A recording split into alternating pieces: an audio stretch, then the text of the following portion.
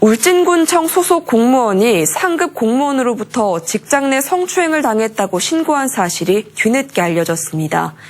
피해자는 직접 글을 올리고 여성가족부와 경찰에 신고도 했지만 오히려 2차 가해로 인해 정신적인 고통을 받고 있다고 주장하고 있는데요.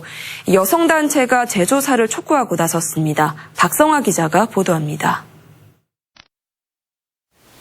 이달 초 청와대 국민청원 홈페이지에 올라온 청원입니다. 회식 때마다 손을 주무르고 허리에 손을 올렸다.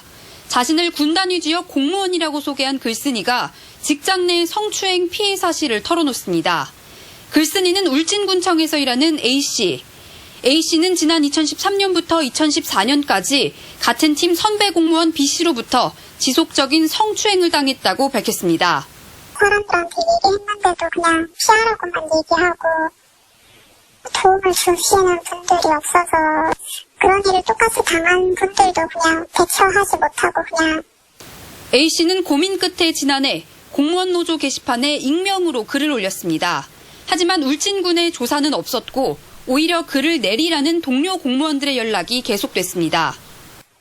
저 글 내리는 거 홀픽하라고 선의의 피해자가 나올 수도 있다고 하면서 주변 사람들 피해보는 게 싫어서 이제 또 글을 내리고 그랬어요. A씨는 결국 여성가족부를 통해 피해 사실을 신고했습니다. 그런데 뒤늦게 조사에 나선 울진군은 내부 공무원으로 구성된 심의위원회를 통해 성추행 여부를 판단할 수 없다는 결론을 내렸습니다. 제 진술도 있고 했는데 가해자가 그런 일 없었다고 그렇게 얘기해버리니까 그냥 결론도 성추행 여부를 알 수 없다고 얘기가 나오니까. 여성단체는 조사의 신빙성에 문제를 제기하며 재조사를 촉구했습니다. 심의위원회에 외부 전문가를 포함해야 한다는 직장 내 성희롱 예방 지침이 지켜지지 않은 반쪽짜리 조사라는 겁니다.